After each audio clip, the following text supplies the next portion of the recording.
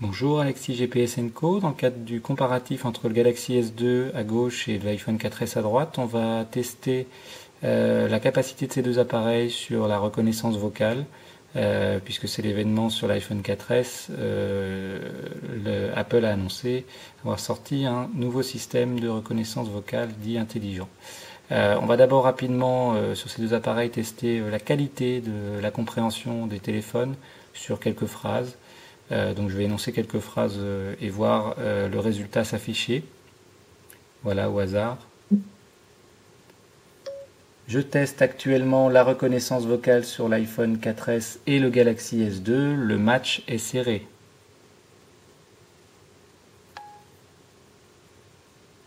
Voilà, donc sur l'iPhone 4S, le résultat est à peu près ce que j'ai indiqué vers la fin. Le Galaxy S2, il a un petit peu de mal, il écrit S comme une question.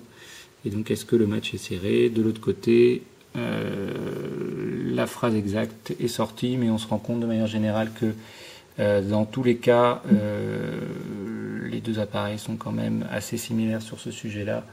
Une deuxième phrase. Pour faire des crêpes, il faut des œufs, de la farine et du lait. Surtout, pensez à bien mélanger. Voilà, côté Galaxy S2, pour faire des crêpes, il faut alors des œufs, les œufs n'ont pas été compris, de la farine, du lait, surtout pensez à bien mélanger, c'est très bien. Et sur l'iPhone, pour faire des crêpes, il faut des œufs, de la farine et du lait, surtout pensez à bien mélanger. Petite erreur, une de chaque côté. En général, sur des phrases de ce type-là, on a une bonne compréhension du français.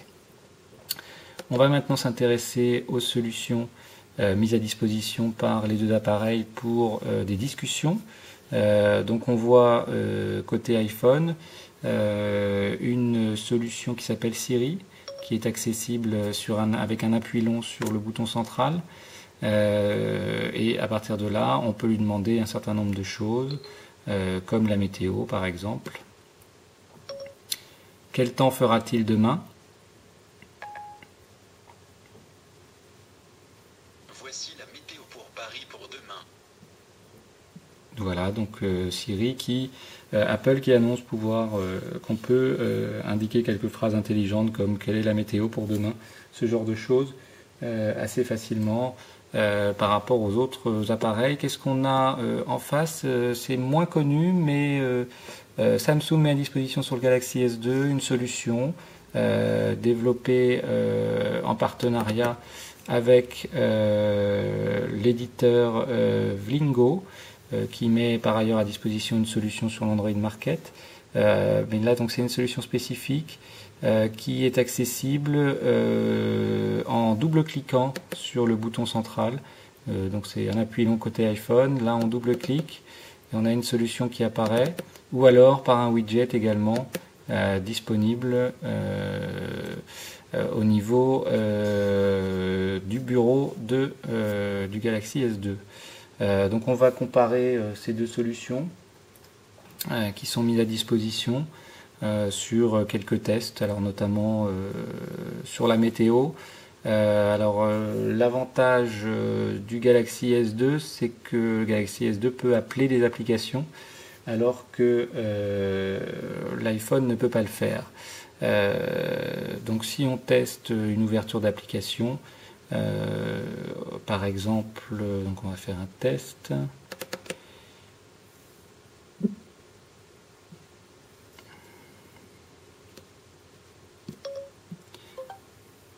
Ouvrir Google Maps.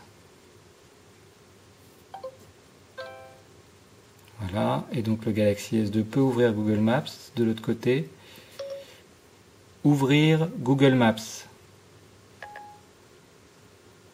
Recherche de Google Maps. Et là,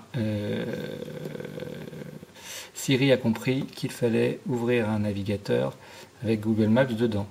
L'avantage donc et pour le Galaxy S2 sur ce sujet-là, Et donc typiquement pour la météo, on pourra utiliser une application qu'on aura installée. On retrouvera une application sur l'Android Market avant, donc par exemple la chaîne météo qui est installée sur l'appareil.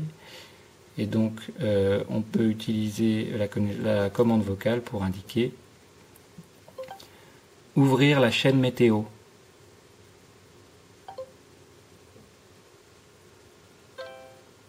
Voilà, l'application va s'ouvrir, une petite page de publicité et on obtient la météo avec ses favoris si on en a besoin, si on en a renseigné. Voilà. Aujourd'hui, alors l'évolution alternera peut-être, l'iPhone ne peut pas faire. Je peux ouvrir n'importe quelle application qui est disponible sur mon appareil avec la commande vocale. Ouvrir Tango. Donc Tango qui est une application qui permet de faire de la vidéo. Comme on peut le faire également sur l'iPhone avec une application dédiée. Voilà, donc on a d'autres phrases qu'on va tester rapidement, peut-être pour rappeler un contact. Donc j'ai un contact qui s'appelle la maison du placard qu'on va tester. Appeler la maison du placard. Désolé Alexis, je n'ai pas compris. Voilà, donc je recommence pour l'iPhone 4S. Appeler la maison du placard.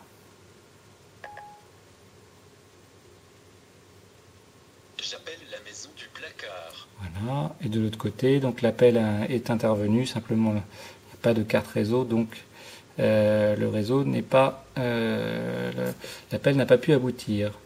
On peut également afficher les contacts. Donc en affichant les contacts, il suffit de dire le contact des deux côtés.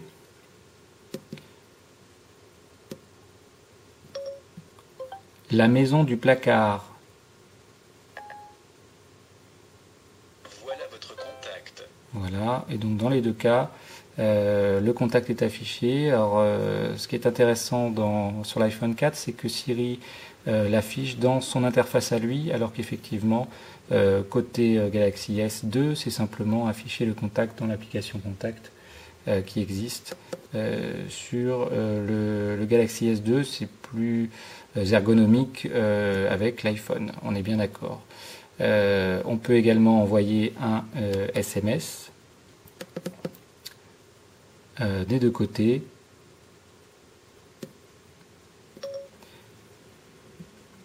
SMS, la maison du placard.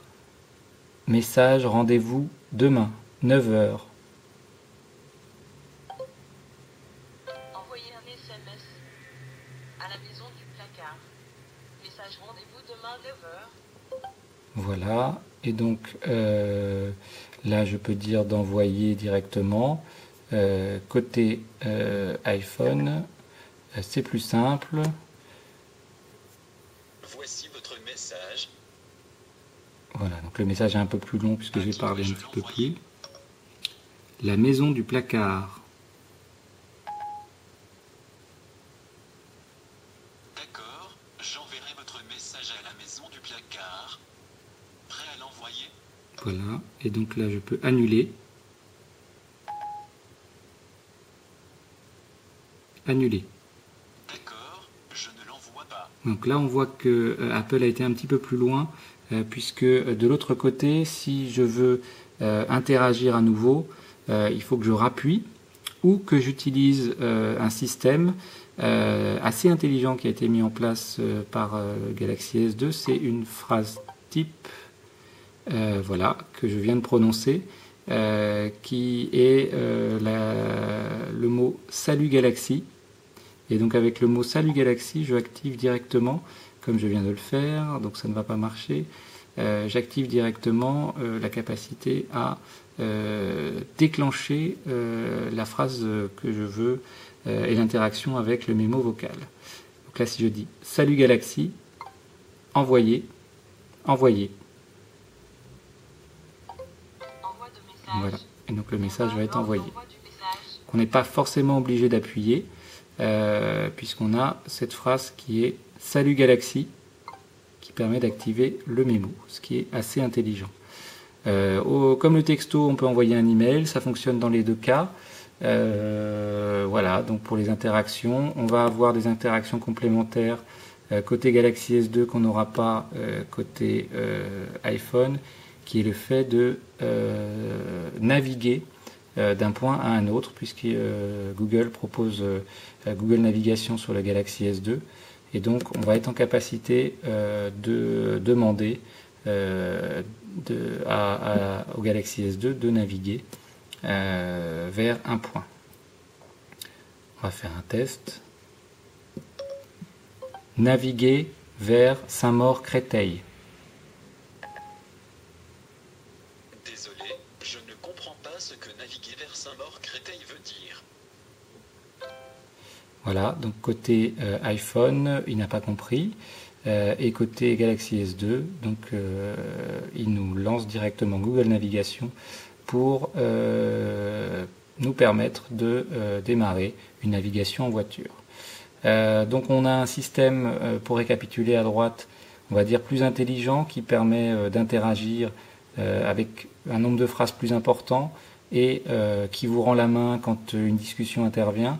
Et de l'autre côté, un système qui effectivement peut-être moins ergonomique, légèrement moins ergonomique, mais qui vous permettra en voiture de vous passer de vos mains pour utiliser votre téléphone. Voilà, de systèmes à peu près équivalents. Vous pouvez retrouver ce comparatif sur GPSNco, www.gpsnco.com. Merci.